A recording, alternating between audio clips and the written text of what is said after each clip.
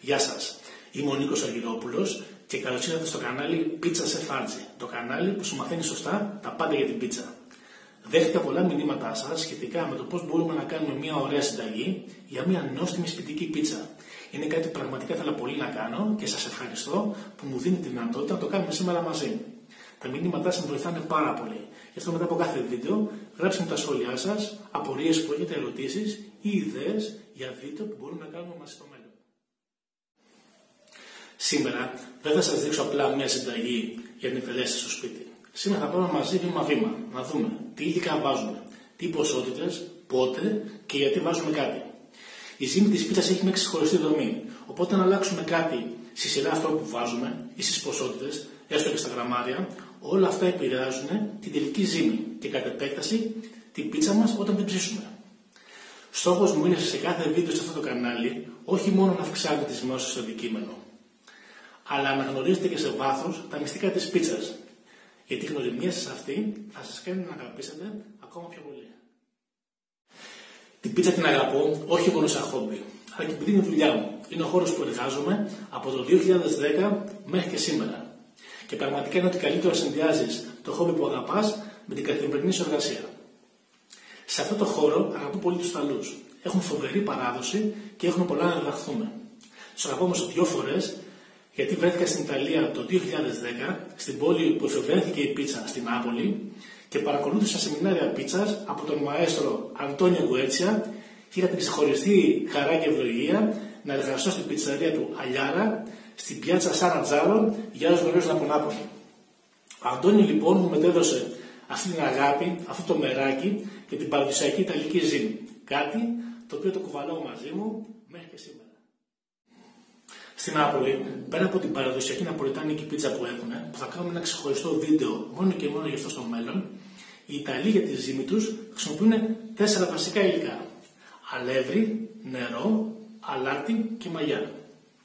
Αυτά ακριβώς θα χρησιμοποιήσουμε και εμείς σήμερα. Μόνο που θα προσθέσουμε λίγο ελαιόλαδο. Ο λόγος που το κάνουμε αυτό θα σας εξηγήσω αργότερα. Μια μικρή σημείωση πριν ξεκινήσουμε. Στην πίτσα, σε αντίθεση με την υπόλοιπη μαγειρική, ζυγίζουμε τα πάντα. Για παράδειγμα, στη μαγειρική μπορούμε να πούμε ένα κουταλάκι του γλυκού ζάχαρη, ένα φλιτζάνι του καφέ κάτι ή ένα ποτήρι του νερού ελαιόλαδο. Στην πίτσα δεν γίνεται αυτό. Στην πίτσα και τα γραμμάρια παίζουν ρόλο. Για παράδειγμα, αν σε μία ζύμη αντί για 2 γραμμάρια μαγιά βάλουμε 4, που 2 γραμμάρια μαγιά είναι κάτι απειροελάχιστο, αυτά τα 2 γραμμάρια επηρεάζουν όχι μόνο τη δομή της ζύμης, αλλά και τη διαδικασία ορίμανσης και κατ' επέκταση την τελική γεύση όταν ψήσουμε την πίτσα. Άρα λοιπόν καλό είναι να έχετε μια μικρή ζυγαριά του εμπορίου από το σούπερ μάρκετ στο σπίτι σας για να ζυγίζετε τα πάντα. Αν είστε έτοιμοι, πάμε στο βίντεο.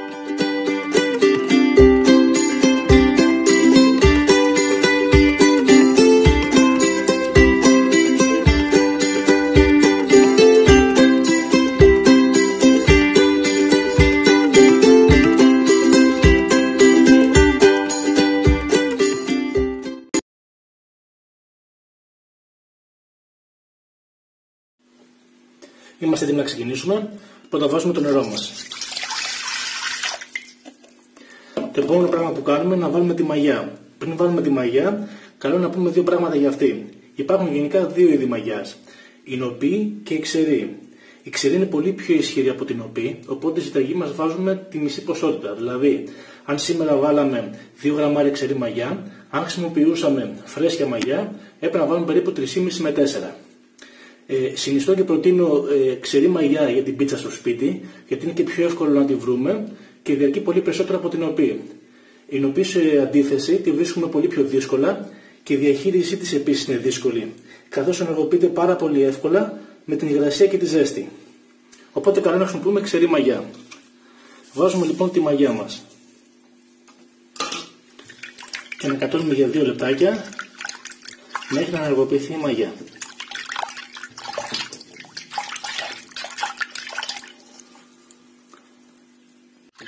Το νερό είναι της βρύσης. Η θερμοκρασία είναι περίπου 20 με 22 βαθμούς και είναι ό,τι πρέπει για τη ζύμη της πίτσας. Αν η θερμοκρασία του νερού ήταν μεγαλύτερη, κοντά στους 40 δηλαδή, μειώνεται πάρα πολύ η απόδοση της μαγιάς. Ενώ στους 60, αν φανταστείτε, η μαγιά πεθαίνει ακαρία μόλις μπει μέσα στο νερό. Σε αντίθεση, όσο πέφτει η θερμοκρασία του νερού, δεν πεθαίνει η μαγιά, αλλά δρανοποιείται. Κάτι άλλο πολύ σημαντικό είναι ότι αν βάλουμε πολύ μαγιά στη ζύμη, ιδιαίτερα ξερή, κάτι το οποίο υπάρχει δυστυχώς σε κάποιες συνταγές, θα δράσει πολύ γρήγορα η μαγιά και θα έχουμε πολύ λιγότερη αναπτυγμένη γεύση και είναι αρκετά φουσκωμένο στο μάχη. Έχει συμβεί σε πολλούς από εμάς, φαντάζομαι, όταν τρώμε μία πίτσα να νιώθουμε πολύ φούσκωμα, πολύ πρίξιμο στο στομάχι. Αυτό είναι επειδή χρησιμοποιήθηκε πάρα πολύ μαγιά μέσα σε ζύμη. Η ζύμη θέλει όση μαγιά χρειάζεται για να αναπτυχθεί σωστά μέσα από μια φυσική ορίμανση, έτσι ώστε να μην είναι μόνο πεντανόστιμη, αλλά και εύπεπτη.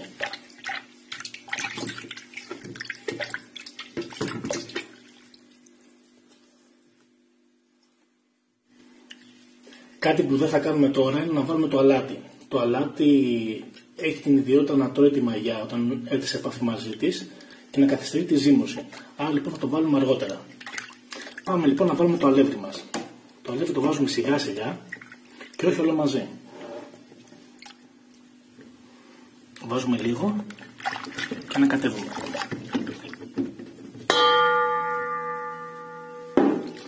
Το αλεύρι μας είναι το πιο βασικό συστατικό στην πίτσα, μιας και είναι με καλύτερη ποσότητα. Διαφορετικά αλευρά θα δώσουν διαφορετικά αποτελέσματα. Το αλεύρι περιέχει γλουτένη, μια πρωτεΐνη που όταν έρθει σε επαφή με το νερό δημιουργεί το λεγόμενο πλέγμα γλουτένης. Η μαγιά κατά τη διάρκεια της ζύμωσης θα απελευθερώσει διοξείδιο του άνθρακα, το οποίο παγιδεύεται σε αυτό το δίκτυο και μας βοηθάει αφενός να έχει ελαστικότητα η ζύμη και αφετέρου όταν έρθει σε επαφή η ζύμη με τις υψηλές θερμοκρασίες του φούρνου θα γίνει διαστολή σε αυτές τις φυσαλίδες και η ζύμη θα φουσκώσει. Το γύρω-γύρω που βλέπουμε στην πίτσα μας, η περιψωμένη κόρα, που το λένε οι Ιταλοί κοριντσιόνε, αυτό ακριβώς είναι. Είναι λοιπόν οι φυσαλίδες ο αέρας που εγκλωβίστηκαν μέσα σε αυτό το πλέγμα γλουτένης. Για ιταλική πίτσα θα επιλέξουμε ένα αλεύρι περίπου από 11 μέχρι 12% πρωτεΐνη. Κάτω από 10%, 8 με 10% είναι τα λεγόμενα μαλακά αλευρά, τα οποία είναι χαμηλής περιεκτικότητας σε γλουτένη και είναι ειδικά για κέικ και γλυκά. Ενώ από 12% και πάνω, 12 με 14% είναι πιο μεγάλη σε περιεκτικότητα σε γλουτένη και είναι ειδικά για ψωμιά.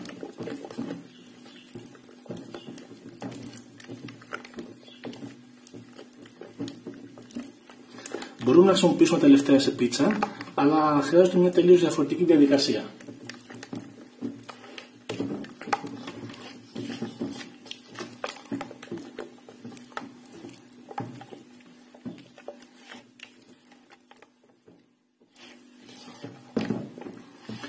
Πάμε λοιπόν στο δικό μας αλεύρι. Εμείς θα χρειαστούμε για ιταλική ζύμη ένα αλεύρι περιεκτικότητα σε πρωτεΐνη 11 με 12%.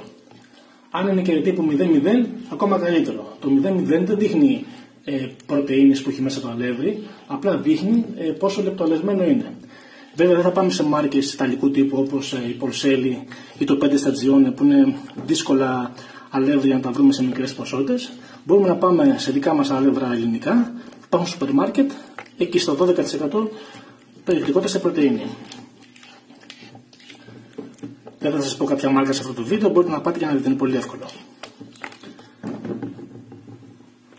Περίπου έχουμε βάλει το μισό αλεύρι μας.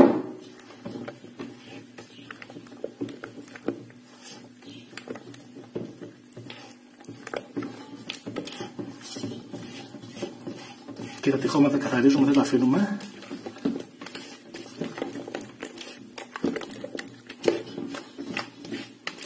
Τώρα λοιπόν που φτάσαμε στο μισό αλεύρι, θα βάλω το αλάτι μας και ανακατώνουμε. Το αλάτι έχει τη δυνατότητα και την ιδιότητα να δυναμώνει το δίκτυο της γλουτένης και να κάνει τη ζύμη και πιο δυνατή αλλά και πιο ελαστική ταυτόχρονα.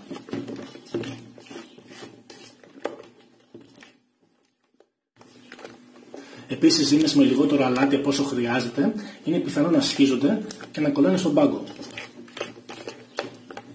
Άρα χρειάζεται να βάλουμε τόσο αλάτι όσο πρέπει. Τώρα βάζουμε και το υπόλοιπο σιγά σιγά αλεύρι μας.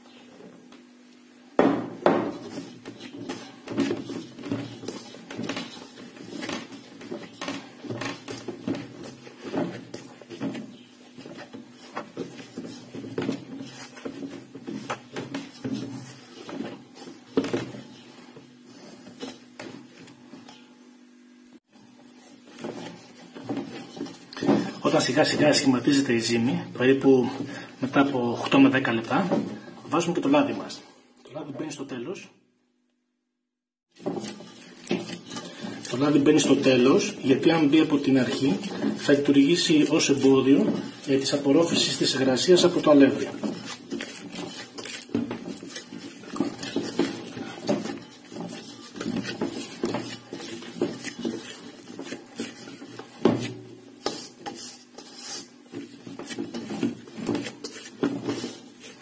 Εγώ σιγά σιγά μόλις σχηματιστεί μπάλα, τη βγάζω από εδώ, να βολεύει καλύτερα και δουλεύω στον πάγκο. Ζυμώνουμε λοιπόν τώρα.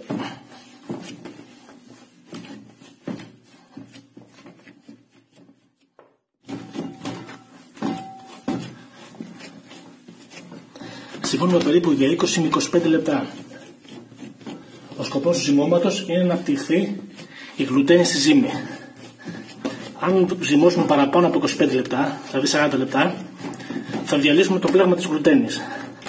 Αν λοιπόν δεν χρειάζεται ζύμωμα, πάνω από 25 λεπτά. Μετά από 20 λεπτά, βλέπετε πόσο μαλακή είναι η ζύμη μας. Δεν κολλάει πλέον πολύ στα χέρια μας και είναι σχεδόν έτοιμη. Ένα κόλπο για να δείτε ότι η ζύμη είναι αρκετά ζυμωμένη και είναι σχεδόν έτοιμη είναι όταν την τραβάτε και δεν ξεκολλάει. Κοιτάξτε να δείτε. Ανοίγει αλλά δεν σκίζεται.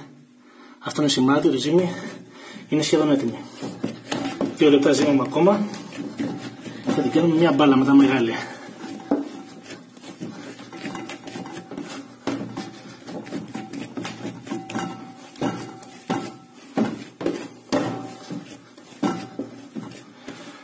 Την κάνουμε σιγά σιγά μπάλα.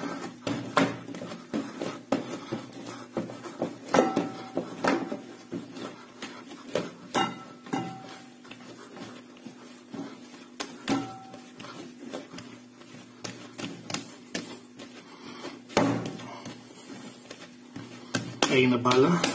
Κοιτάξτε πόσο λία είναι, πόσο αφράτη, πόσο μαλακή. Επίσης, ένα σημάδι ότι είναι καλά ζυμωμένη, όταν την πιέζετε με το δάχτυλο και επανέρχεται πάλι πίσω. Θα κολλήσει τώρα.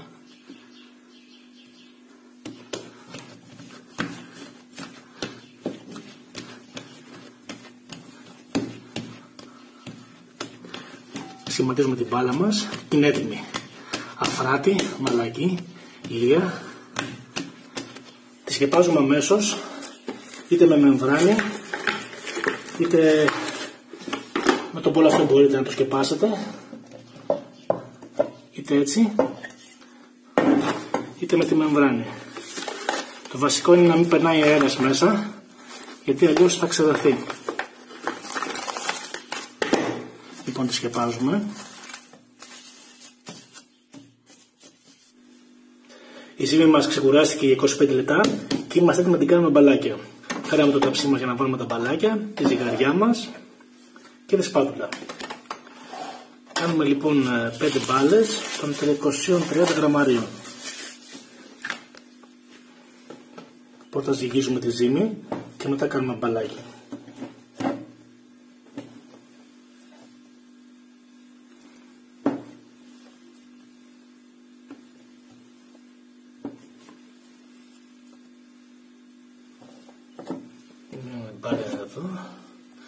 Λοιπόν, όσο κάνω τα μπαλάκια, θα σας πω τι διαδικασία ορίμανας θα ακολουθήσουμε.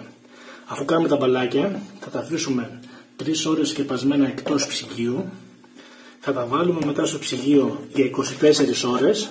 Μπορούμε να τα αφήσουμε μέχρι και 36, όχι παραπάνω, δηλαδή μια μισή μέρα. Και μετά θα τα βγάλουμε από το ψυγείο, θα τα αφήσουμε πάλι 2 ώρες εκτός να έρθουν σε θερμοκρασία δωματίου και μετά θα κάνουμε την πίτσα μας.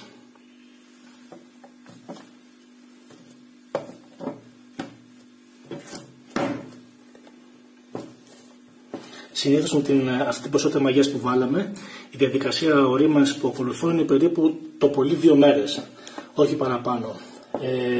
Υπάρχουν βέβαια συνταγές που την κρατάνε ακόμα και 3 και 4 και 5 μέρες. Εμένα αυτό δεν μου αρέσει, γιατί από ένα σημείο και μετά η ζύμη όσο παραπάνω την αφήνεις, επειδή είναι ένας ζωντανός οργανισμός, πάνω μετά από 3 μέρες έχει μια ζύμη που είναι έτοιμη να πεθάνει. έχει καταναλώσει όλα τα ζάχαρά της και σιγά σιγά θα έχει μια αξινή γεύση κατά το ψήσιμο.